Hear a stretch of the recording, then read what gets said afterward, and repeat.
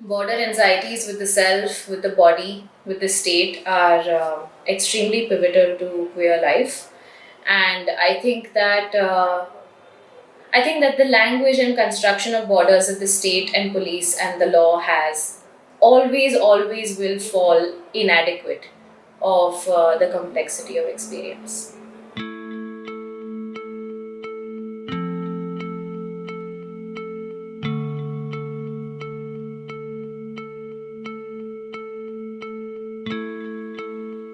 When we say something like, oh, this person is crossing over, the point is not that they're really crossing over, the point is that they're recognizing the already intermingled space of gender and sexuality that actually rests in all of us. But we are so anxious about our own borders that we like to impose the idea that somehow they are crossing over, as if we have already reached a destination, that is static and we have arrived at.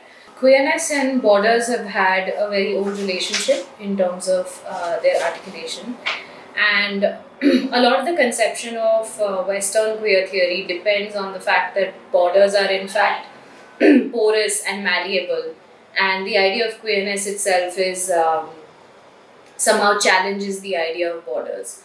But when we are actually seeing this in the context of the world today, and when we are seeing this in terms of how actual communities are negotiating with borders every day, we realize it's actually not that malleable.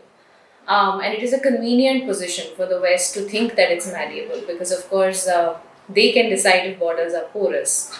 They are not the ones moving across them, right? We are the ones moving across them.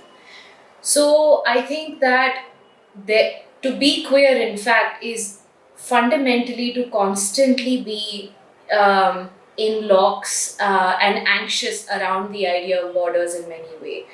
And even if there is a notion of negotiation that's happening with the border, often it is happening with very particular institutions that constitute the border, such as like the state or police, the government, law, so on and so forth, which want to draw a very neat border around these bodies.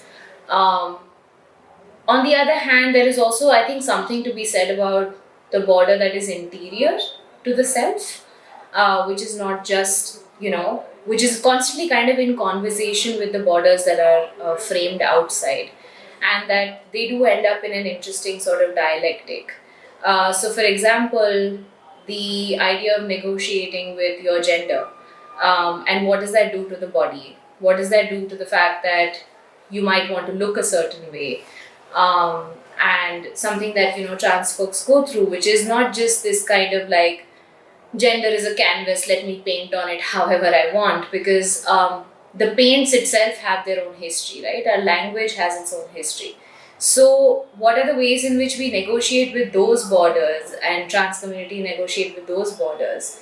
The truth is that somewhere in that self-determination that trans bodies enact upon and kind of go through this journey, there is an immense sense of freedom. Even if it is based on a language that is historical, even if it is based on a language that is already rooted in certain fixed ideas of gender and sexuality, however it is that they negotiate with it, it is a life of freedom.